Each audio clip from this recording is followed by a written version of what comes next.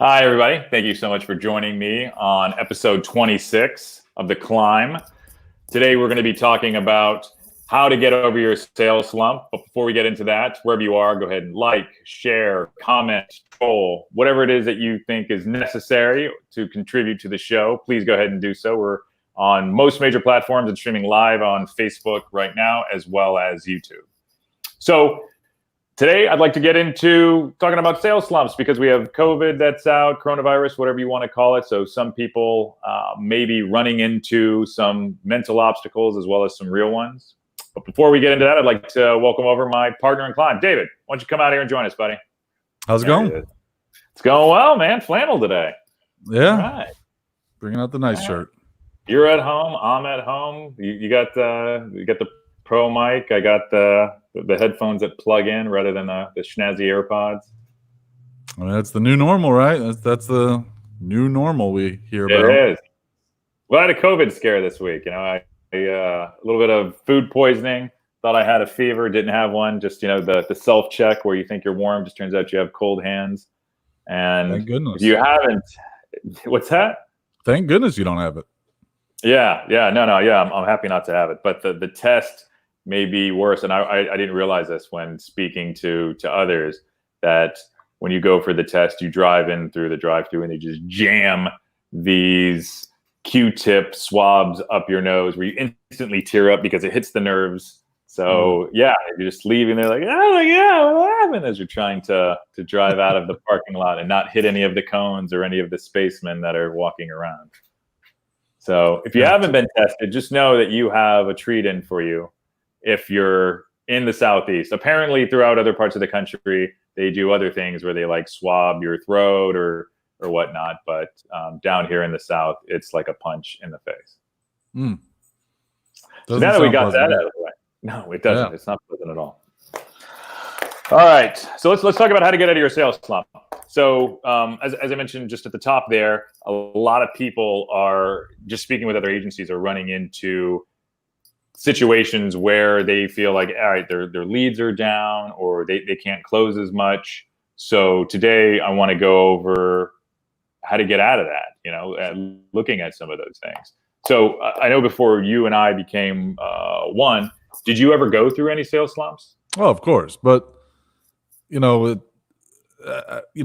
we built our business based on referrals. And so we never really had a sales process. That was one of my weaknesses from the get-go. I just didn't know how to build a sales team, a sales process, and any of that. So did I know we were in a slump? No, because our monthly recurring revenue, which I think is extremely important for any business, was always strong there. And I would consider a monthly retainer client pulling back a slump, because that was our monthly sale. But, in terms of like bringing in new leads, processing that stuff, we just never really had a process in place. I mean, and that was one of the driving factors for the merger, was to add that part that I knew I failed to build over the last 10 years or so. Yeah, no, and that's and it's one of the things that I learned at other companies, and of course it's an interest of mine. It's something that I gravitate toward, but I know there's different types of slumps, right? Because you have your lead flow slump, right? We don't have any business, or we don't have any potential opportunities coming in the door. And then you also have inability to close, where you just run through multiple situations and you just can't close anything. So I think the first thing though is it's identifying, right? That it's like you're in addiction, right? All right, we have a problem. And it's apparent because all right, either A, we don't have leads coming in the door, or B, we're just not closing anything, right? So after that, right, I think that's the primary. I think the next thing to do is to commit, right? You want to commit to getting out of this slump. And that's an important distinction, to literally say like, all right, I know what's happening here and I don't want this to happen anymore. And committing will essentially fall up, a lot of these other points. What are some signs that you're even heading towards a slump? Like, what are some things that you're looking for? Are there certain KPIs that you're in touch with?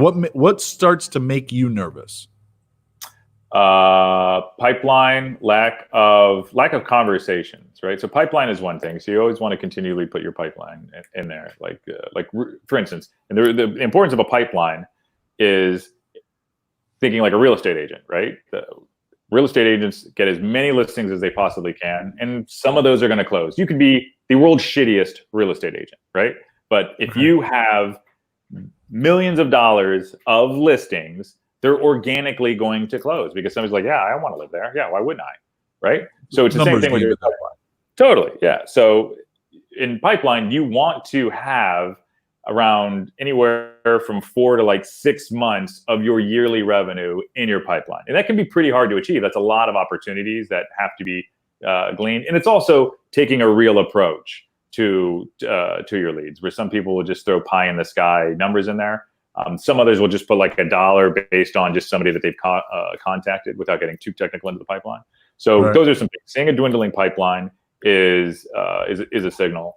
I would also say, as I mentioned, lack of conversations, not any of these conversations. And then when you can't close anything, if you have consecutive times where you have been unable to close deals for any of those reasons, whether it's you didn't get the proposal in time, you were outfoxed, underpriced, whatever those circumstances may be, you're continually losing.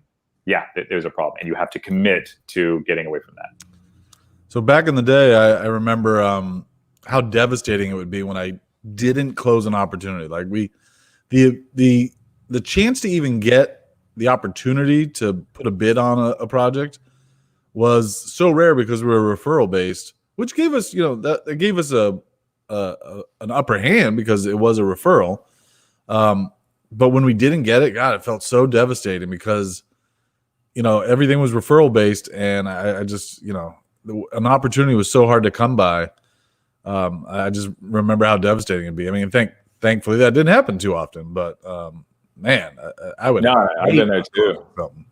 At the beginning, I started in 2009, 2010. Selling every single lead was so dear that you treat it in an abnormal way, to the point that you're not going to be as authentic and genuine because you have an empty cart and you're trying to sell all these goods from it, right? That that you don't necessarily have. So I remember distinctly multiple situations being right there with you, and then that devastating feeling of losing, and then also the mental game that plays into that it can be tragic. But that's why you just need more opportunities. You need more of those. You need more leads in your pipeline, so you can just be yourself. You can be confident. And you can approach them in a strong way. Which brings up the next point, number 2, which is identify winning, right? So you want to identify what winning looks like. And in doing that, it can be, all right, we currently are getting, 10 leads a month that, fit our ideal, customer profile. But we know we need to get to 20 or 25, or maybe you have no leads, right? And then just getting 1 per month is going to be a great start, and closing that one. Now, granted, it's 100% close rate. The reality there is, meaning you're probably just giving away your prices. But in any event, define what that looks like. This is what it's like to win. So when you have that, you can appreciate what you've accomplished, and you can build on that. All right, we had 1, now we're going to 2, or we're going to 3, or whatever those numbers are. The number 2 point there is identify what winning looks like. And now, what this is your sales process, and I don't want to jump ahead of it, but I mean, the question that comes to my mind right now is, a lot of people that are watching right now, or that watch our videos, they're looking for a peer group, they're looking for advice and leadership and how to build their agency. I'd imagine some of them are in like the 2 to 7 year, age range of a business, and they're just getting into that next phase of, what do they do for their sales teams? Like, what are some things that you would say in that kind of growth span that you did to grow to the next level? Like, was it chamber events? Was it networking? Like, where did you generate these opportunities from to even get them in the pipeline? Which is number 3. All right. Which appreciate you teeing it up. It's like you have the list. Which actually, for our audience, he doesn't. Number 3 is when you get into that slump, right? To create those opportunities, literally contact everybody you know, right? So go through your Rolodex, go through your contact list if you don't know what a Rolodex is, and literally contact everybody that you know that might be an opportunity. Even if it's your grandparents, if you're lucky enough to still have them alive, reach out to them and just talk about, what it is that you're doing. Find a way to introduce that subject, because the more people that you talk to, the more likely you're going to find work opportunities.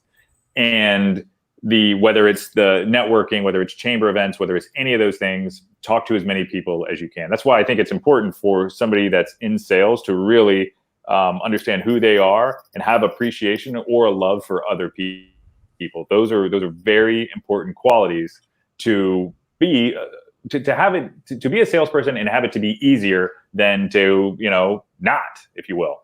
But yeah, so to answer your question, Dave, it's talk to as many people as you can. There's actually a question I used to give clients. I forgot about this, where I would say, if you knew that you had to make 1 month's or one payroll in the next 2 weeks, what is every activity that you would do to do that?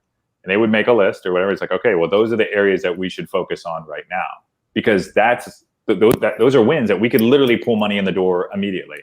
And that Sure. list is something that people can make. And that list usually starts with contacting everybody that they know. Go on LinkedIn. Even if you have this connection, you don't know them, start a conversation with them. Check in with all those people, old clients, new clients, deals that didn't win, whatever you can do. So what has been, in your experience, the most effective action? Like, what is your secret sauce? It's I don't think there's one thing to give away. I think it's a list of activities. But the main thing is being with people. I love people. I love getting on the phone with somebody or having a conversation. That's one of the most important things, is just. So live networking events versus phone call. Which do you prefer? Face-to-face or over the phone? I think it depends on the networking event. If I'm going to one where I'm going to meet somebody that walks dogs, sells cars, and is also a nurse at the same time, like, I don't want to. That's not really going to work out for the business benefit. Granted, I love meeting people, and I've met an individual like that where we were at a networking event, and it was like, hey, I'm John Sarakis. How are you? And he's like, my name's Rick, and I save lives. And I was like, oh wow, Now, granted, I was like, all right, was this guy like a doctor or something? He's like, no, I sell Hondas. It's like, oh, okay. Well, thanks a lot, Rick. And that was a sales pitch. So I want to steer clear away from those, because it's just, everybody has this intention of just trying to sell rather than just, really connect, network, and link others with other people. That's essentially the idea of networking. So I think it just depends on that event. If it's like a really cool one, then yeah, I'm completely down for it. Or, one-on-ones are always great too. Maybe not the answer you're looking for. No, I used to do a lot of face-to-face networking that I pretty much pulled out of, because I just thought most of the, what we do is professional services, and as a professional services, you need to have, I feel like networking events are too full of real estate agents, insurance salesmen, like that. B2C.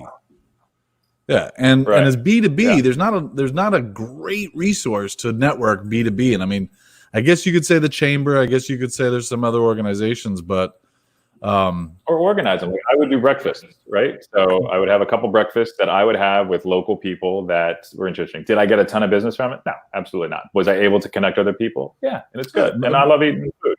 That might build your referral network.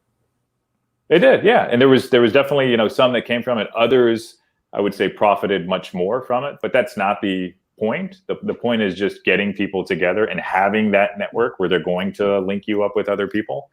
But yeah, this is anybody that's in an agency. If you're getting, you're not really going to get a from anybody that's continually interfacing with tons of people, because you are just one of many, right? So if you're like, you want referral sources, people that are like, in insurance, like, dude, like they're turn and burns. Like anybody that's in like the brokerage side of things, they're turn and burns. Like, so like real estate, you're not going to see those.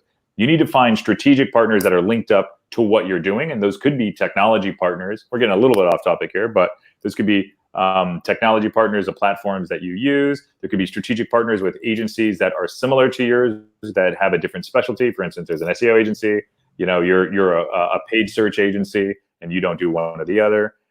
Those are things to explore. There's also professional services. For instance, some accountants might be a good referral source based on them seeing businesses where they know the marketing's not working well. So I think it just really depends. But yeah, I mean, you sometimes have to dig through the shit to find, some of those really good opportunities. But granted, I know good people that are real estate agents as well as insurance brokers. They're never going to send me any business, but they're good people to meet. I think it's just having a love for people that's important as well. Sure. Ready for number 4? Number 4. Number 4 is speak to a current client. That's an important one. A lot of people forget about. If you're in a slump, or your current clients, just find out what's going on in their world and get an understanding of what it is that you're saying that attracted them. I remember one time, I guess maybe I was in a slump. I talked to an old client. This is actually, knock on wood, a client we still have.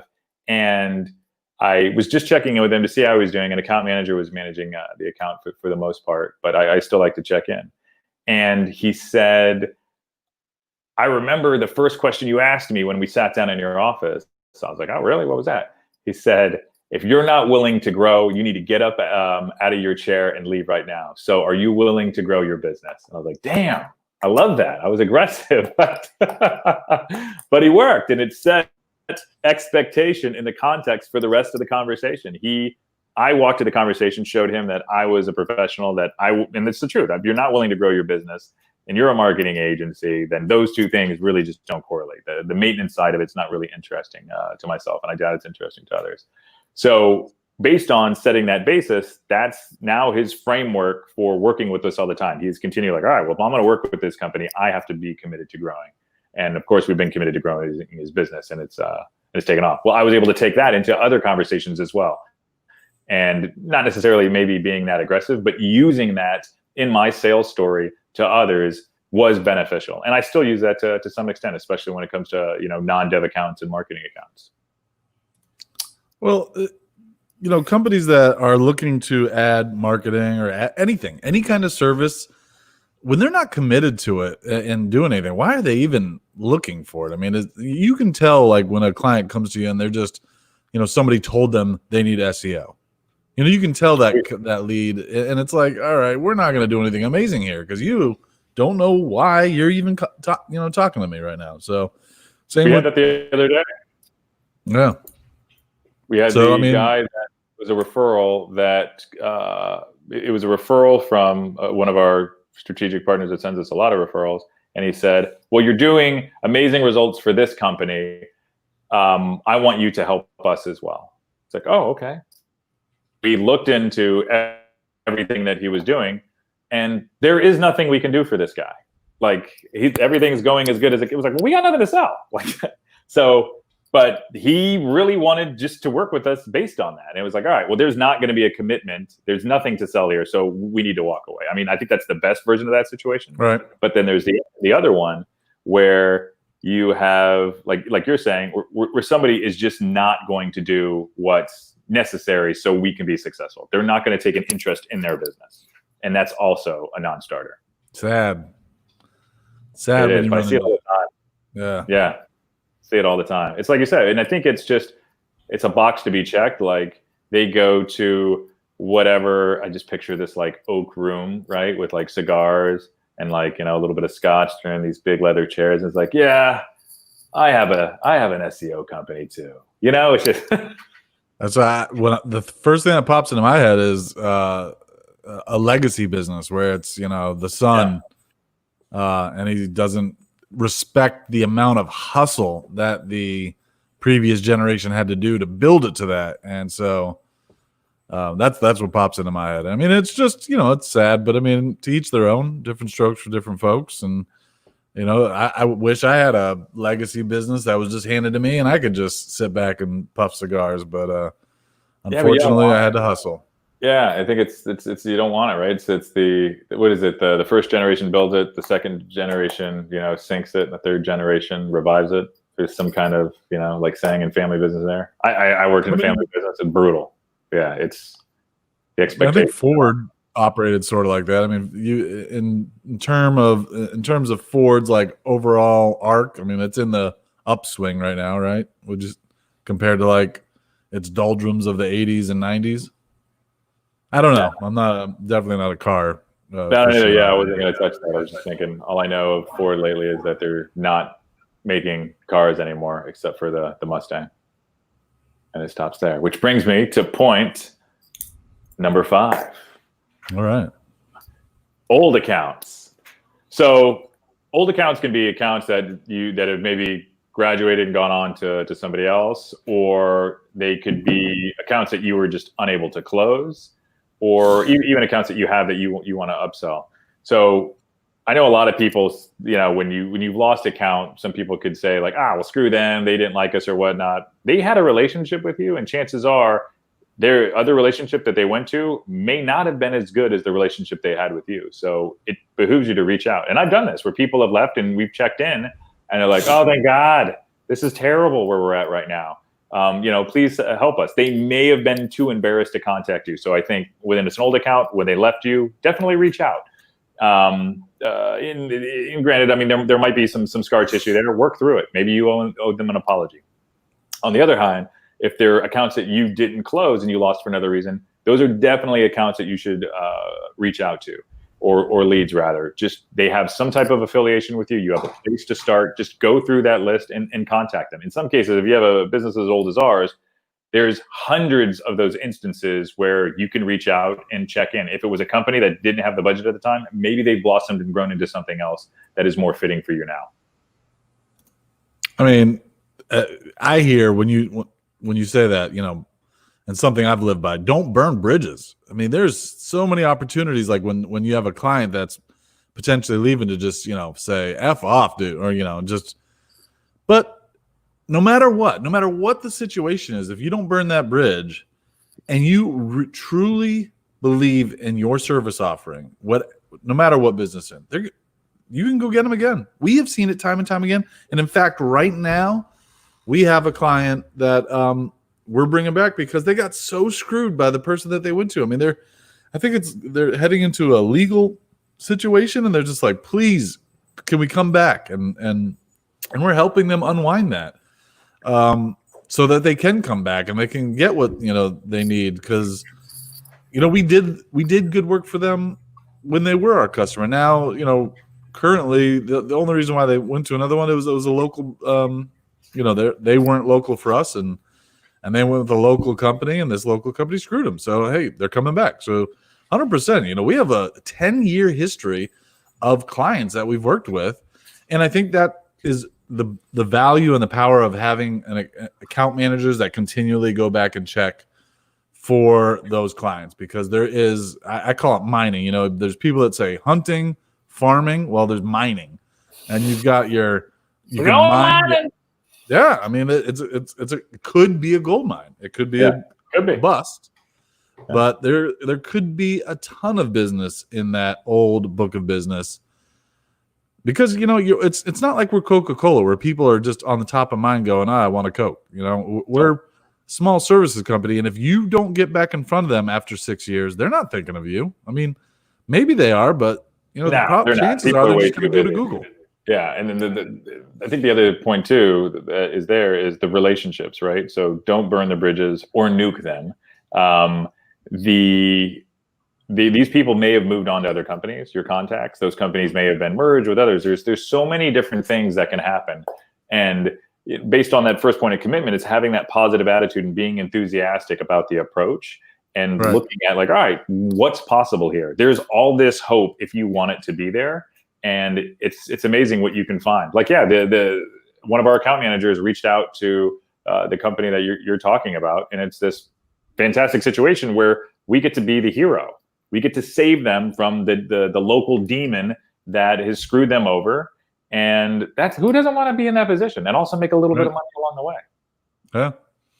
It's a good story. It's a good feeling. And I mean, again, that person is going to turn into a great referral hub for us because we saved them. And anytime they hear, any of their, friends that are in a small business that complains about a tech team, instantly they're going to go, oh, you know who saved us? Oyoba. So that's where I want to be. Yep. I'm a firm believer of that as well, which brings up point number 6. Point number 6 is don't sell, just help. It might sound contrarian or counterintuitive, but what I mean by that is just do that. So literally find out how you can help other companies based on if they're already working with another agency or another technology company, development partner, whomever. Why don't you take a look at what the current work is that they're doing? Why don't you give your expert opinion? If you're in the middle of a sales process and you don't think it's going to be a good fit, then tell them that and just say, I would rather work with you at no charge to help you select the best partner because I don't think we're going to be a good fit for you. Just helping in any way that you can will eventually lead to a sale just based on that relationship. And who knows, it might be something else that that fits. For instance, we had a circumstance a few weeks back where there was somebody that didn't have a budget at the time. So we said, well, your budget's not going to fit what we're looking for, but we will help you find another partner. And then 2 weeks later, magically, by going through that process, they now have the budget to work with us, and we're next in line to potentially win that account because we took the position of we're here to help. We're not necessarily here to sell, and that is a great place to come from to help close more businesses, especially in a slump, and find opportunities that weren't there before, and of course, build that long-lasting relationship. So I agree with what you just said. I'm also going to take the opposite perspective and play a little devil's advocate here, though, because I have been in that situation, and I feel like I turned it down. Somebody asked me to kind of come on board, and yes, they would pay me to just review what another company was doing, and I said, you know what, I just don't think that's a healthy situation because, especially in technology, you're always going to be critical of other people and what they're doing. And I don't want to get into well, they're doing it wrong. And well, he doesn't know what he's talking about. And because I felt like that would have put a strain on it. And I just kind of said, look, if it doesn't work out and you want to come back to us, I would love to work with you. But I feel like if I was inserted into the process, that I would cause more issues with the process than I would help with it. And I didn't want to be, I mean, how many times have you worked with a client that they are bringing in an outside consultant to work, make sure what you're doing is right. And that relationship always sucks. So just so I understand, was this a current client or was this a new potential client? Past client, actually. Okay. All right. So current client where their client was selected another company. Got it. So were we or you being replaced in that situation? We didn't even really get a chance to bid. So, so they were making a decision to it was a cost decision. They were sending the work to a overseas development company. And so even though the middle client was against that, they had to agree with that, and then they were asking me to come in as like a technical consultant to make sure that the outsourced company is doing things right. Got it. I'd say it's a little bit different because you're not building the relationship there. You currently have the relationship. You're losing business, and you're like, it sounds like it's kind of personal. Like, all right, there's a little bit of scar tissue here. I'm losing it, and then you're potentially looking at it like I'm going to be biased. Because that's, no matter what, how can you recuse yourself and be objective when you're literally watching money that you had walk out the door? Yeah, but that wasn't really that isn't the accurate framing, just because we weren't currently getting work for that client. Okay. And we didn't even know that they were changing or like that. We didn't lose any business because of it or any of that. It was purely just out of nowhere. Hey, can you be a consultant for this client? Yeah, I think that would have been a great opportunity to look at it, to build and foster that relationship. It's easy. It's like it doesn't work. But from my perspective, and this is a lesson that a lot of business owners need to learn and learn fast, is if you build your business around your personal effort, then you have already built in your cap for how big your business can grow. And for me to take this project and come in as a technical consultant on that was my time, not building my business. So that was another factor that factored in. I was like, I don't want to spend 5-10 hours a week on this one project that we're not even getting the work for. Yeah, I think that's a bit different. I mean, if it's going to be 5 to 10 hours per week in this like ongoing thing, that's different. That's a long-term consulting project. What I'm talking about is helping somebody select another provider. Yeah. Sure. Sure. Yeah, it's not like, hey, sign me. You need gardening? Yeah, I'll do your garden. I mean, that's not helping. I mean, that's literally putting yourself out, and I don't think that's going to be an equitable situation. Right. Which brings me to my next point, number 7. Call a competitor. That also might sound contrarian, but if you're in a slump and you want to find out what's really going on, of course, there's peer groups, which are super important. That's on the list as well. Of course, is the DMG essentially what's hosting the climb. But calling a competitor, this is something that I recommend. Checking in with them, having lunch with them, or a virtual lunch, while you have your homemade turkey sandwich or burrito, is something that I recommend. The things that you'll find out are amazing. Maybe they've gone after some of those same accounts where you're going to be able to talk shop. Maybe they're running into pricing issues, sales issues.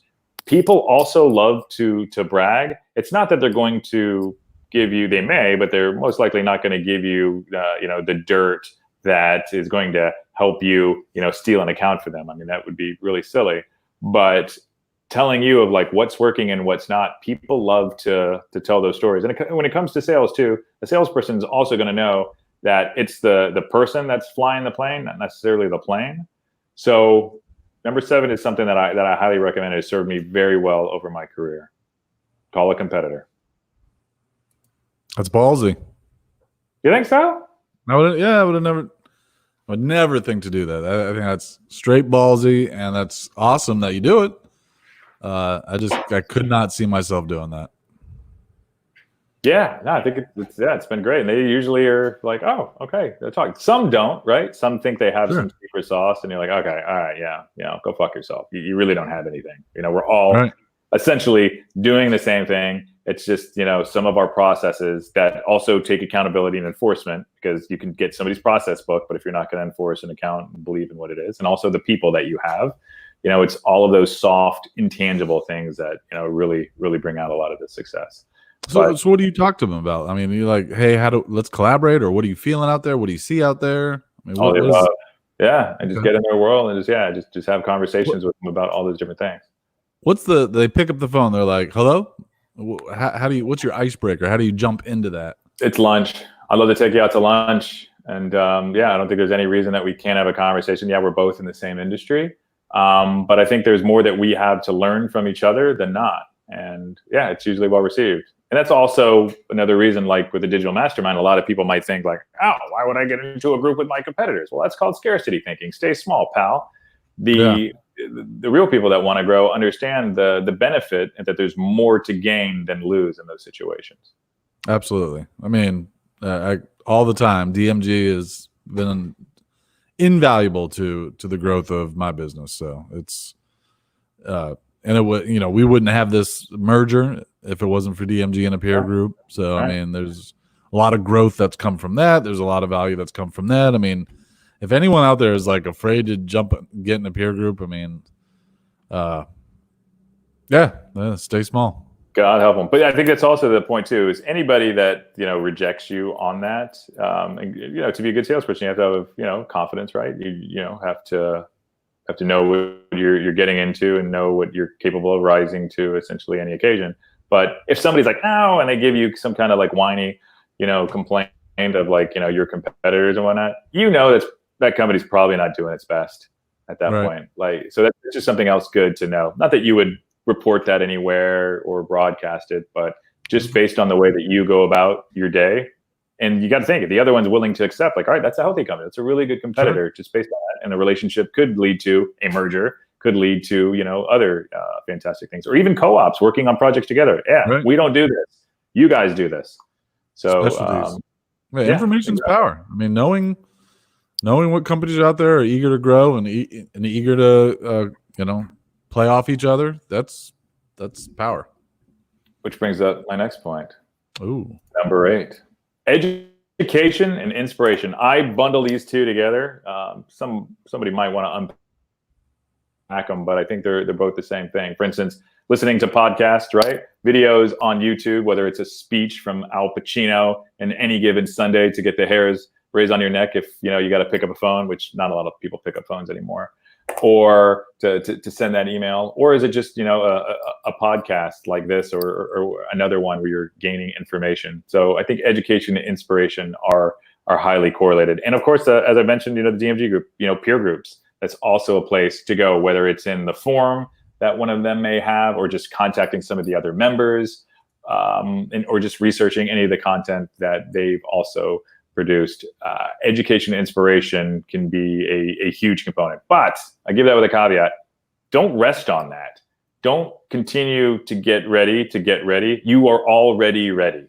So if you're not taking action and you're just looking at these other things that you want to fall in line as if something miraculous is going to happen, you're selling yourself short and you're going to, screw yourself over. You really need to just take the action to send out the email, send out that LinkedIn message, contact that old client, new client, whatever it is, move forward. You don't have to try to create this beautiful plan or look at, somebody else and create, this comparison of you need to be there. No, move forward because you have the power and you are already ready. And you need to know that.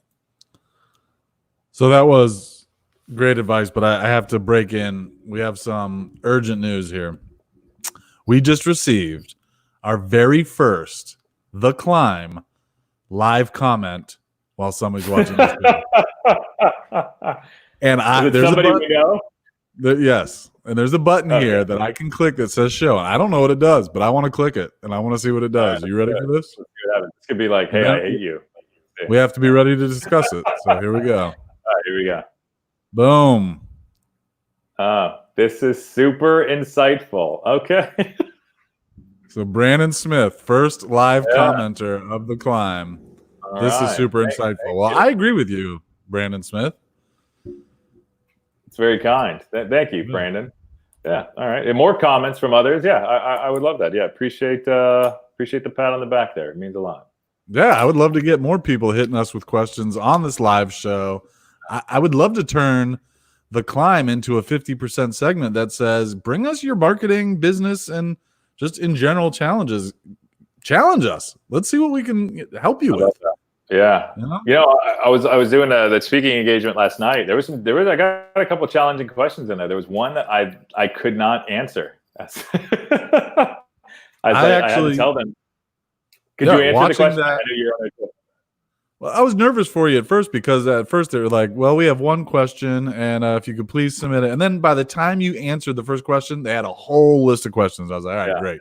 They were good. I was actually really impressed. And I think you were planning on we're going to do a show based on that presentation you gave. But I guess just tell the audience a little bit about what you did last night. Yeah. So speaking for... But 1 second. This actually kind of tees up everything we're talking about right now.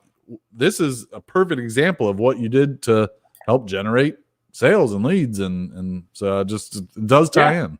Helping others, yeah. It's a local. It's a National Association, American Advertising Foundation or Federation. I can't remember what it is, and they have local chapters. So it was a local chapter here, and they asked me to speak on the relationship of design and technology. So helping out others, right? It goes into that. Speaking if you wanted to get a finer point to it, but regardless, long as you're helping, and that's essentially what that was. I gave a talk on design and technology, and there was questions at the end, which were there was some great questions, and it was a great group of people. I was really happy to do that, and I guess that is going to be my Siracusa topic today. I'm going to go into my presentation. I dig it. But yeah, to that last point, if you can find speaking engagements based on your expertise and what you have, whether you are the agency owner, whether you're just, just doing the lead generation for marketing, whether you're doing business development for sales, take those opportunities. Don't be afraid and just get out there and be willing to fail, fumble, make mistakes, and things get better along the way. And also, don't give yourself permission to fail, but also don't judge yourself along the way. That's literally not going to do any value. You can say, all right, hey, this is how I can continually get better, but just keep taking the actions necessary and you will mold forward. Think about like a river rock, right? That's in a river. Right? It's all jagged one day, but throughout time, granted it's a lot of time, but throughout time it becomes this smooth, beautiful, this river stone. It's the same thing. At no other point do you just continually just keep moving forward and things will continually get better. If you're taking positive actions, right? If you're taking negative actions, of course they're not. Like, cursing out people on the phone or something. I mean, that's a bit ridiculous. But if you're continually trying to get better, you will get better if you're taking those actions. I think a lot of people don't realize that it takes a lot of getting smashed against heavy rocks in order to smooth out that stone, though. All right, we did. You ask and you shall receive. We have gotten our first live show question. Oh, really? Let's get it. All right. If a potential client doesn't go with you, what's your advice on following up with them to leave the pitch process on a positive note? That actually is a really good question. I think it's setting up like, hey, understanding why they chose somebody else. That's inherently important. You want to know why they decided to go with another company, and so of course you can get better from that. I think the other point to that is to ask, what could you have done better in your process? Those two things aren't always inherently linked. And after that, I think it's smart to set a check-in date. Like, hey, I just want to check in with you, whether it's 3 months, 6 months down the road. This has worked very well for us based on setting up that cadence. And to give one perfect example, we wanted to sell a strategy discovery before this crazy website. They had all these different things they wanted to do. It was super unorganized. It didn't make any sense to us. So at that point, we're like, well, we can't quote it. So we need to figure out what we need to do to create a scope so we can then quote that. They weren't interested in that. This other company promised them, the world for, I want to say like, $40,000.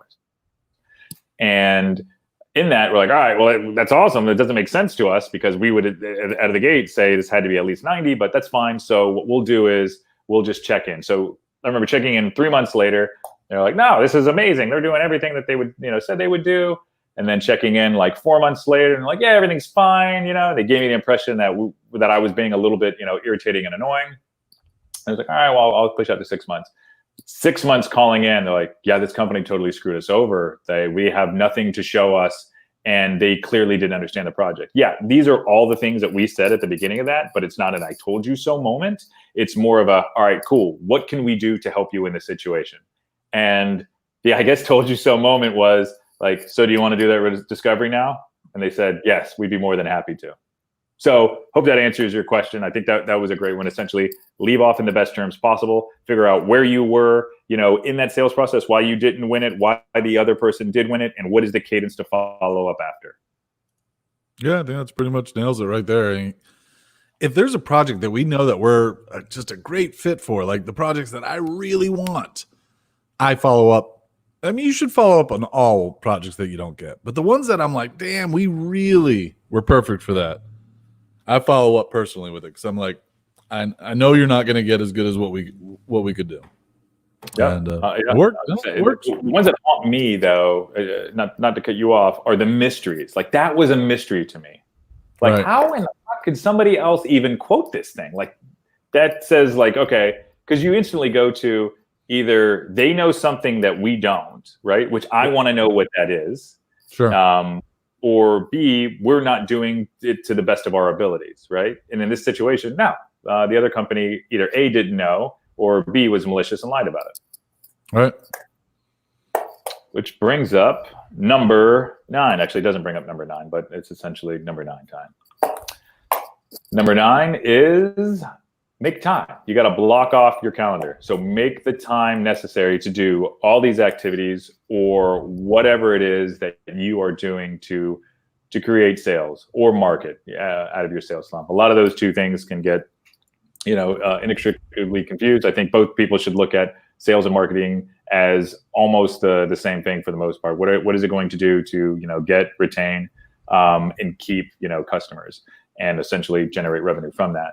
So blocking off the time on your calendar, it's something that I highly recommend. Nobody defaults to cold calling. So blocking out time, whether it's you're doing your cold emails or whatever system you're using that to see the reports, make sure that you have the time that you're going to do these things. If you're working on proposals, that should also be scheduled. Schedule everything. The more organized you are about your approach, the better. And granted, if the phone rings, you're gonna get interrupted. You should answer it because it could potentially be an opportunity. But take the initiative to block off time on your calendar and be accountable to yourself to follow through. So I think that's a super valuable point that a lot of business owners don't learn fast enough, because years 0 through 5, your client owns your calendar, right? Doesn't it feel that way? I mean, you're going to do, I'll take that call at work at night, whatever, you're going to do whatever it takes. And then you start realizing I'm being, beat around like a rag doll, and I need to start, and so I started in my journey. I was like, okay, on Monday from 9 a.m. to noon, no meetings. I mean, that was my first, putting my foot in the sand and saying, no more. And then that just kind of turned into no Mondays meetings at all. No Mondays. And you do have to learn to just own your calendar. And I tell even, some of our director level, just block it off. Stop taking calls. People can't schedule you, and you need to own that so that you can have your time to do what you do and think through things, because you'll get overwhelmed and then all of a sudden you have no time for anything. So, but we just got our second question. Are you ready for this one? I sure am. Let's see what we got. Oh, Marjorie Kavanaugh, who's like, all right. Thank you so much, Marjorie. As business owners, how do you differentiate yourselves amongst so much competition? That is great question. Yeah, that's tough, especially in what we do, because we face a lot of foreign labor, which could essentially be less expensive. I think it's understanding your position in the market, first off, right? You're not going to be the least expensive, and that's also part of the conversation that you need to have. But I think differentiation is also created based on the sales stories. So what have you been able to achieve? What have you accomplished for other clients? And giving those examples, and be willing to have a phone call with your client or a video presentation, almost like you're doing a demo based on what you've done before. So I think the main point of differentiation is tapping into, agencies, whether it's portfolio and design. I mean, we're more on the dev side. I mean, so if you have something that's spectacular and beautiful, that's a point of differentiation. But also, what was the functional outcome of your work? So what is that sales story that you can tell can be a huge differentiator? So for me, how I'd answer that is, you mentioned it with the whole foreign competition. I mean, we are basically an internet business. We are competing globally. Every single person with a keyboard and an internet connection can compete with us.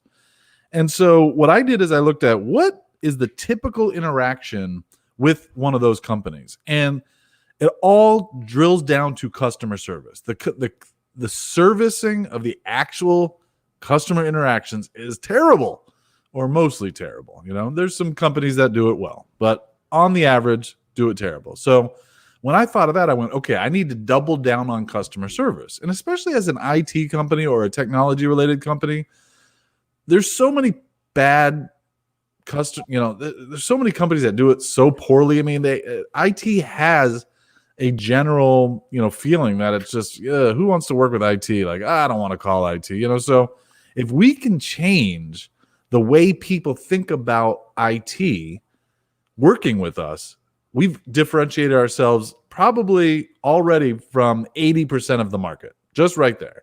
And then with that last 20%, we can say, all right, hey, we're local. You're a Florida business, or you're a St. Peter, you're a Jacksonville, or hey, we're East Coast. We're the same time zone. We're all in the U.S. We don't use overseas talent. I mean, we try to connect on that level, or if that's important to them. Or, After that is we have experience working on things. I mean, the great thing about, kind of growing up for the last 10 years as a business, we've worked on all kinds of things. And if you can talk to your client about a relatable project, boom, you're in. So I think customer service is absolutely number one. And if you haven't mastered that as a business, you're going to fail eventually. Yep. I completely agree with that. And I think it also taps into that sales story, right? So that what is going to adapt with them most based on what you have from a point of differentiation. Yeah. And then we have another comment from Marjorie. So agree with you. Results. Thank you so much, Marjorie Kavanaugh of Panoramic Resumes. Everybody, really appreciate the question. Yeah, thank you so much. All right, we got another one. This one's from YouTube. This is our first going live on YouTube. This is the first episode that's going live on YouTube. So great to see that we're already getting some feedback. Yeah. All right. So what's the question? Okay. So you want to go ahead and tee it up, Dave? Want to read it out? Given the pandemic, should you discount your services to maintain clients, or should you put the contract on hold until the client can pay the full price? Interesting question. Yeah, I think that depends on circumstances and how big that discount's going to be, right? Because if you want to share in what's going on right now, right? So if it's a small discount based on just trying to all right, hey, look, this is where our number's at. This is where you need to be. Let's say it's a $50,000 contract and they're asking me to discount it by like $1,300. Like, okay, all right. I mean, you can tap into your margin, based on that. I think that's if you're willing to win. On the other hand, if they're saying like, all right, it's 50,000, you got to do it 25,000, you're not going to make any money. So I think that's ridiculous. And that's not sharing in the situation based on what's going on. Right. But losing the contract as well is you're not making any money as well. And so I think the pandemic really, this is, nobody's gone through this, right? This is not something that anyone has experience with. But early in the COVID, issue, like early February, we did run into this issue. And I think we handled it really well. We had one of our clients come to us and like, our sales have cratered. We need to pull back. We can't afford that. And we did a huddle and said, what ideas can we come up to help them navigate this issue and help them sell in the issue, and help them, not grow, but just stay, just continue to do business in this issue. And I thought we came up with some great ideas and great options. And I think, it's a reality that people are going to pull back spending during any kind of crisis, like economic downturn, a pandemic, whatever it is. And if you can get into their business and say, all right, how do we, sell in this environment? Because look, you see the national brands on TV right now with their marketing, they're leaning into it. So if you can help your client lean into the issue and maybe buy in, or maybe you can push out some payments into the future and kind of do like a little finance deal and say, hey, we're going to continue our commitment. We're going to come up with these ideas and give it a try for 3 months. And then when we come out the end, because there's going to be an end, right? This isn't going to be the new, forever. And then maybe you can come back with that. I think we saw some success with that as we've navigated. I think there's one other point to put on that though is also the concessions, right? So if it's take the $50,000 engagement, you have all these different things in there. All right, what are the lowest impact things that you can take out of that to win that deal, right? And if you can get it down to the price. So it still feels like it's not necessarily a discount and both parties still you just broke up right there. What was that last point? It's so you empower the client, by saying like, hey, we can take these out, right? It's not a discount and you get the price where it needs to be and both parties still win. Also, I mean, if you're just thinking about it from like a account management perspective, you don't want to lose the client in total. You don't want to, because when the recovery happens, you want them coming right back to you, not saying, hey, we need to find some marketing. But great question from Trent Knox from watching us on YouTube. So that was great. Yeah, appreciate the question. All right. So is it time for the Sirakas topic? Yeah, I got 3 more that I can just fly right through. I know, man. This sales is important. Sales slumps are Wow. fun. Okay. Damn. The number 10, and granted, some of these are some of the soft ones. You got to be nice to yourself. I mentioned it earlier. Don't judge yourself, but be nice to yourself in all these processes and all of your failings. Just appreciate them, that you're going to be moving forward, that things will get better if you take the positive actions necessary and commit to what you want to accomplish. And I save these two for last because I think a lot of people look at these at the beginning and they want to blame them rather than looking at themselves and the way that they're going about trying to generate sales. But they are super important. You have to look at your offer and your pricing at a certain point, right? If you consecutively lost, deals and you're getting, priced out of the market, there's that. And then the other side of things is looking at your offer. Like, what is it that you're offering? What is it that you are selling? What is it that you are saying? What is that message, right? And sales story is a part of it, and I've touched on that, but I didn't make that one of these points. And then that's number 11. Number 12 is what is your sales process? How do you go about selling? So also super important, but I would look at the other points of who you are, the person in that relationship of sales, rather than focusing on the other ones first. So the point number 11, I think it was 11 with the offer. I mean, obviously you're talking about if you're slumping or been in a slump, your offer is not resonating with the customer. So you need to look at, how can you change the offer? How can you address their pain points more effectively? How can you, present your offer in a way that's going to help them? Because look, when it comes down to it, everyone's looking for someone to help them do more business. Mm-hmm. And if your offer is not resonating with that, if they don't feel like your offer is helping them with that, you don't got a sale at all. So, your offer is, and that's what's tough about our business. In a service-oriented business, what is your offer? Your offer is my time and my expertise and my experience. Right? Yeah, it is, right? But I think it's also it's the solutions. That's what somebody's going to find value in. Like, what can you solve? Problem is there that they can solve. And the reason I have these last is because these are what I would call they could be time sucks, where you're getting ready to get ready, right? So if you in a world, if you just pick up the phone or send out a ton of emails and you have just something super basic. Everybody gets these, right? So it's just like, we offer web development or SEO from blah, blah, blah, and they send it from some damn Gmail address. Okay, well, if that didn't work, they would not be doing that. There is almost no offer in those emails, right? From, the circus and all the clowns that are sending that over. But and it comes from whether it's, in the United States or all over the world.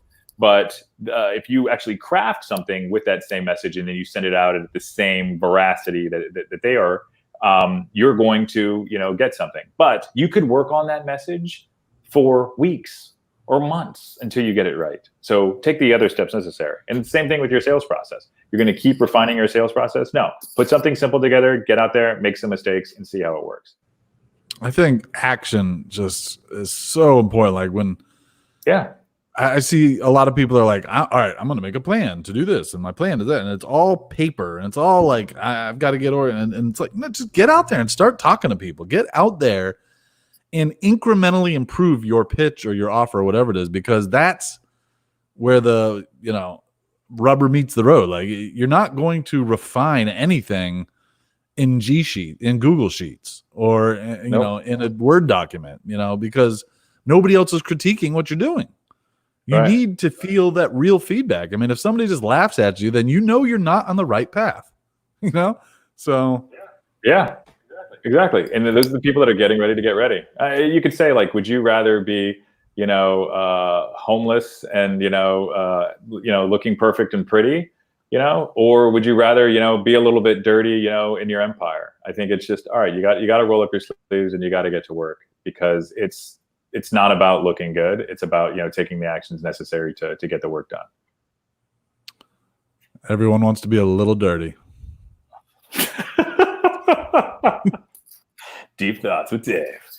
All right. So you ready? You want to do Dave? Let's do Dave by the numbers. Let's start with that. I'm interested to hear this. All right. By the numbers. All right. So I thought about this all week, and I really started to form that. I've had this thought for quite a while, and I want to put it out there 5. So I believe in 5 years, it takes 5 years to change your life. And what I mean by that is anything you start, anything you try to do, when you start with zero experience, or you haven't, just starting on your career, just starting on this job, or just starting this business, it's going to take you 5 years to find out if you're going to change your life. You're either going to make it or you're not. And I was talking this idea with John, and John instantly kicked back and said, well, Malcolm Gladwell has the 10,000 hours till you become an expert. And then I quickly did the math for him, and I said, well, it's 2,000 hours in a working year. And so, 5 years. After 5 years, you've changed your life. Now, my anecdote that I like to bring up is I helped a good friend of mine start a business. And for the first 3 years, it was always, when am I going to make the big money like you? And when's my life going to change? And I just kept saying, look, it takes hustle. It takes a long time for you to get the results that you see other people and other entrepreneurs getting. It doesn't happen overnight. You don't get it day one. I mean, sure, there's the rare startup that just blows up out of nowhere. But for the most part, real business takes time, hustle, energy, and dedication to make that happen. So I always told him, wait till year 5. And I hope he listens to this because, it's been about 5 years since we started that business. I've actually sold my half to him. He now is full owner. He has completely achieved that level of success he was looking for in years 0 through 3. And yes, I know this is a one anecdotal story, but I firmly believe in the 5-year idea because it worked for me as well. I mean, years 0 through 5, there wasn't a ton of profit being made at Oyova. I just had a job, and I was able to make jobs for other people. But, year 5 started to change things. I started to see profit. I started to see, growth that was like significant and not just, small increments. So I really believe, like, if you're feeling like you're giving up, if you're in year 3 and you're tired and the grind is wearing you down, you have 2 more years of grinding until you start seeing blue skies. And I firmly believe not just in entrepreneurship, not just in a job or a career, but if you dedicate your life 5 years to anything, at those 5 years, you're going to be damn good at it, and you're going to be in a whole nother place when you're done. So that's by the numbers. The number was 5. I mean, what do you think? Critique me. Yeah, no, I like it, but I think, and I know we touched on this before when we were talking about this topic. It's the application, right? Because if you are in a business for 5 years, of course, you're going to have tons of experience around you. You're going to see lots of things. But I think it's also how you apply yourself. If you educate yourself, if you live, eat, breathe, everything that's related to that, you get to that master level. And I think that's what Malcolm Gladwell was talking about, and Outliers when he was talking about the 10,000 hour rule, which has been bastardized and everybody's thrown this around and other people have, like shot bazookas through it with all these other examples. But I think within 5 years of doing something, you will at a minimum be at, the base range, unless you just suck and you hate what you're doing, right? Because that exists Sure. too. Let's be realistic about that, or you have tons of personal issues. But with that, I think if you do everything that you can master something within 5 years. Be a professional, like a true professional at it, and be badass and almost better than anybody else at it. If you dedicate yourself for 5 years, you're going to change your life. Yep. Yeah, absolutely. And what's cool about that too is you can shift careers almost at any time in your life. And within 5 years of solid application of really doing something, you can master something. So, and like, when you're, 60 years old, I mean, granted, let's say you start, when you're 20. But let's say that you're 60 years of mastery. Let's say that you live to 80 or whatever. I mean, that's 30 different things that you've been able to apply. Well, let's say a more applicable. That's completely wrong there. What the hell? Yeah, my math is like horribly wrong. There's 12 different things. Let's imagine in a real world scenario, 2007 financial crisis hits. You're 45 years old. You've already put 25 years into a career. your industry just got destroyed and you have to start over, 5 years in a new career path, you're probably going to be right back, in that same level. I mean, you have to restart, you have to reset, or we're talking about this pandemic. I mean, give it 5 years of grinding and dedication, and you're going to, change your life trajectory. So that's the by the numbers, and I was really excited to do that. So now we actually have 2 more questions for this live segment. You ready for this? Really? Yeah. What do we got? So we got Trent again asking, when it comes to time management, do you have a strategy in qualifying a client? I think that's a great question. When it comes to time management, do you have a strategy when it comes to qualify? Yes, absolutely. So so you can do a few different things there. One, right, is the initialism is escaping me, but it's authority, budget, essentially time, right? Do those people meet those need? I think need is in there as well, right? So if they meet those types of scenarios. But I think at the end of the day, it's just having a direct conversation, right? So I'll just give you our sales process. So what we do is let's say that an email comes in, a lead through the website. We'll schedule an initial phone call. And that initial phone call could be as short as literally 10 minutes, or it could take, longer if it's something that is going to be worth our time. And then in that phone call, we want to understand if they're going to be a good fit for us. So we will discuss, all right, what does budget look like? If they can't give us a budget, because that's super, super important, right? It's the resource that's going to get things moving. If they can't give us a budget, that's when we're going to talk about, a strategy where we can determine a budget together, right? So we're going to research that together. It's a very collaborative process. If they do give us a budget, we can move forward with talking about the scope and the proposal of that. So I would say if in that first meeting you need to qualify them, it could be as short as 10 minutes. You get over the pleasantries, like where you live, the weather, so on and so forth, and just really getting in their world and being a good person. And then you get into the business side of things. So after that, you should know within 10 minutes to a half an hour whether you're going to move forward with that person. And granted, you want to get to that lead as quick as possible. As soon as that comes in, 5 minutes. Like we had some sales questions the other day. Somebody said for a new hire that within 24 hours. Now, 24 hours, they're contacting everybody else. The first person that gets to that lead is the one that's going to win it. And if you're already committed on some other work, the reality of the situation is you're not going to be able to get to them. Just get to them as soon as you can. Spend at least a half an hour and figure out if you're going to be able to move forward with that deal. So I think you got to be unafraid to just straight up ask some uncomfortable questions, right? I mean, I have spent earlier in my career, I spent tons of time dancing around. What's the budget? Scared to put down a number and scare away the lead, and then it's just right off the bat. If I hear things like, I want this thing like Facebook, or I want this like this dating app, or and they name, if they're dropping big names, I instantly say, Facebook probably spends $200 million a year on their app, right? Or Google has spent 10 years developing that, right? I mean, because I have heard, I want something just like X. You know how many projects we've had there? I want to do a blank for or an Uber-like app for blank industry. Mm-hmm. And I'm like, Uber spends with a B billions of dollars on their app. So what's your budget? Because if you're not funded like Uber, you're not going to have an Uber-like anything for any industry. I mean, and there's other ways to get to that, right?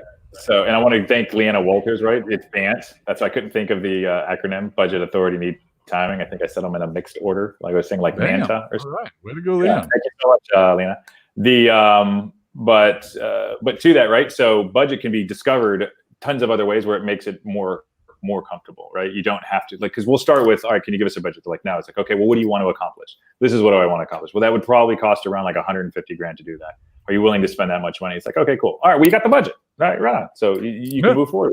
But also, I mean, speaking to the authority, like, are you the decision maker? What is your, and they're like, they'll say yes. They're like, okay, or maybe they don't. It's like, all right, well, what does your buying process look like? Unpacking that so you understand, like, all right, what are all the layers? Like, if there's 20 stakeholders in there, you need to amount for that time in your quote based on your sales process, because that deal is going to take substantially longer than if you're just selling to one lady that's trying to, buy, a new dev project. Well, I mean, And you got to trust your gut a bit. I mean, how many, my gut tells me within the first 5 minutes of talking to someone if this is legit. I mean, I guess I can be wrong. I guess there's plenty of times that maybe but I mean, for the most part, if it sounds like bullshit, I mean, it's probably going to be bullshit, and you can kind of figure it out by keywords they drop. Like, I don't know. It's your gut. You got to trust your gut. What's that? Stuff like that. When people say like, I want to 10x this, or I'm a guru. Anyone that X's anything, just that curls under my skin. I'm like, oh god, go to Silicon Valley. But I think to the point of the uncomfortable questions, it's like those are like how much can you spend on us? Like you have to be direct about that approach. Where if the person doesn't, if they think they're calling, a place where they offer some hobby that they get things for free, they made the wrong phone call. You need to let them know that this is a business, this isn't a clubhouse, and then we do serious work. Yep, and there's money that has to be exchanged for these services, and also let them know what your sales process is. I think that's super important. Like I tell them, like, all right, we're going to have a series of conversations. One is going to be on this call where we're going to decide that we're going to be a good fit. On the next call, we're going to determine what the path is going to be moving forward, and then on that path, we may give you a quote. It'll be verbal. If you accept that verbal, then we will move over to the the proposal process. At no point are we ever going to just send you a proposal without having a conversation about the price, because we do not get paid for proposals. I also like making sure that you build that proposal in a way that explains the kind of bricks of what you're building. I mean, I don't ever just say it's going to be this one number for this whole project. Like this base piece is going to cost this much, and then that if we do come over a little budget, they can say, all right, we don't really need the CRM integration, or we don't really need this, or we can live without that for phase one. I love taking a phased approach too. So concessions. Yeah, I completely agree. Like, what can we take out to get your budget, and also educating them on how they got to that number. Another thing too in our sales process, I'm happy you brought that up. We will create a spreadsheet that shows how we got to that number. And for everybody that we bill hourly, we're not we don't do like value-based pricing. So we're pretty clear with our clients based on where the hours go based on their projects, which I believe also it's helped us a lot, because there's all these companies that are kind of hidden based on what they're doing. And they're like, oh no, yeah, we're going to just give you this one for $1 million, this one for, 50,000, and then this one for 40,000. It's like, okay, well, cool. Right. They're going to go for the 50,000. But we don't really do that. It's a very collaborative process, how we determine the pricing, and clients thank us. They're like, oh, well, I really appreciate the way that you guys were so clear about what you're offered. Yeah, because we're confident, we're experienced, and that trust, because that's why people buy from each other, is trust, is created throughout every step of our sales process. That value-based pricing with points and things like that, that's like to me that's like the common core of basic algebra. I mean, it's I expect my clients to be able to do the math. It's not that difficult. So I've never understood the point-based pricing. I've just saw, and you know what? I think we see that as a fad that's come and gone. What's that? Yeah, I told you the story when I tried it, right? I was like, oh, this is smart. Yeah, because it's when not approaching that talking about pricing can be really uncomfortable. So I got the point system or whatever, and I set it up, and then I sat down with the client, and we're sitting down looking at it, and I slide the proposal over to him, and he's like looking at it, he's like scratching his head, he's like, what, you think I'm like stupid or something? He's like, yeah, and I think it was like a blog post and email, and he like called out with the numbers, like, you don't think I know algebra? I was like, oh, no, that's basic. Not what you do that. Dude, I totally had to fess up because I'm not the best liar. And I was like, oh, we're just trying this new system. He's like, no. He's like, and he like literally like writes down what the numbers are. He's like, okay, this is how much you're charging for each of these. He's like, clean this up and then we can move forward. Like, okay. And that was it. That was the last time I tried it. Yeah, I've never tried it. Never even had the balls to do it. So don't recommend it. But yeah, so those are the 12 points to get over a sales slump. Oh, we had another comment in here too. By Atlanta Walters. Like a bamboo seed, takes time. Lots going on underneath the soil before you see the growth above ground. Wow, that's poetic. I like that. Yeah, I think that was that came in right after the buy the numbers, and I agree. I mean, that's 5 years of growing, your foundation, And if you get that foundation built solidly, you're gonna be able to live off that. That's when you're gonna see the change. And along those lines, something else that's served me very well over, if we're going to talk about like the 5 years and doing something, is by the numbers, is you got to cut dead branches if you want a tree to grow. That's what reminded me. So if there are things in your life that are not working, I mean, unfortunately, like toxic people as well, like cut those dead branches and you will see things, begin to blossom. Some people call it dead weight, whatever it is, just, if you want to talk about the physical thing in nature, gardening, that's how that works. Time for this rockets topic. Boom. Bingo, bango. All right. So today, what I want to talk about is the relationship between departments, right? So especially when it comes to design and development, there's a rift that usually happens there because they're two completely different functions that actually in some cases see the world in very different ways. One is, trying to create something that is more emotive and emotional that people are going to, tug at the heartstrings, when they see. And on the other side, the other is trying to deliver function. Is there crossover here? Of course there is. There's a ton of different correlations, but at the end of the day, you can take these two differences and one person is going to create something for emotion. The other person is going to create something for logic, right? All right, we got that. So what we see with a lot of agencies is that on the design side, they will create something, package up all these files, and just flip them over the proverbial wall over to the development team, right? Well, if you want to create, pretty things that sell, right? Essentially websites, apps, whatever that is, you have to have teamwork, right? And it sounds like a cliche, but the more that these two teams work together, the better. So what we've done that's been successful, and we've seen others that have done this because we sell to multiple agencies, our agency, is they bring us in at the beginning of that sales process. So let's say that you do all your design and your dev in-house, right? Well, you bring your designer and your dev together in the beginning of that sales process. You have a team selling approach based on the way that you quote your work. And then you have agreements throughout every step of the process. And what I mean by that is, so the designer and the developer commits to the price that's on that contract. They commit to what their deliverables are. We're going to do this, X number of templates, for a website, for instance. This is how many hours the design team is going to spend on that.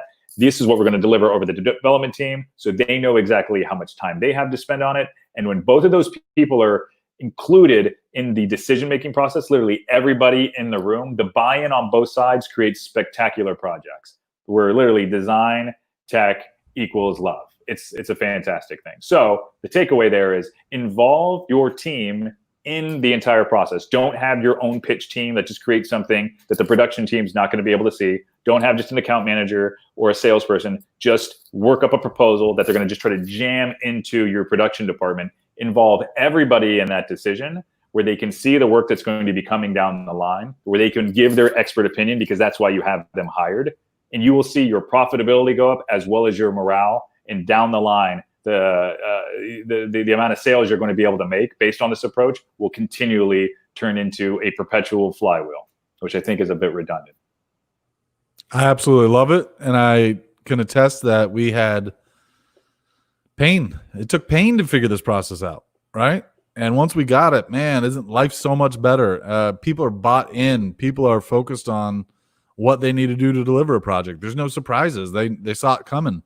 And what's done is a great thing. Yeah. So it's just like, all right, well, you can move out. So it's literally going down the production line. There's the example. It's a QC example. I can't remember where I heard it, based on when the Americans went over to Japan. I think it was like Toyota.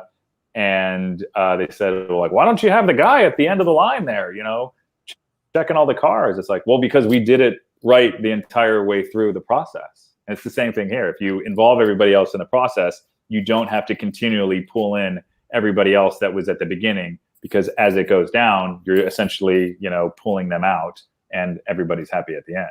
Plus, it's a team game. You put everybody in that team game mentality, and there's no finger pointing. There's no blaming. Did we do a good job as a team or did we not? We don't want, you don't want sales saying, well, we sold it. Hey, we did our job. Now figure out how to do it. Because if production's getting overwhelmed because the scope is blown. I mean, we all are familiar with scope creep, right? It's the worst part of any job. scope creeps just sucks because expectations are not being met, and people are pissed off. So it really does help prevent scope creep because we kind of identify those unknowns before we sign a proposal. And not all sales isn't aware of all the technical jargon or connections and APIs and all the like deeper level stuff that needs to be explored. So you have to involve the production team in that. And it works really well with us. It's in all my years in my career, I never really had this approach. This was an approach we kind of crafted, and it works really well. And out of necessity and failure, right? Like we literally were just like, okay, this is madness. Like looking at it, not judging the situation, just how can we make this better, and involving the team to make a decision. And that's how we came to it. And we've been working with other agencies on it, and they love it as well. Creating a process that flat out says you cannot send a proposal to a client without a production team lead approving it. I mean, that was just flat out. We had to make a law, and it works. Yeah, it's great. Well, and on that note, I think that's all we have for today. Do you have anything else to add before we do some closing cleanup comments to our amazing audience here? Yeah, I mean, first of all, excellent show today. I mean, to be able to get some audience interaction was awesome. I love it. I love it.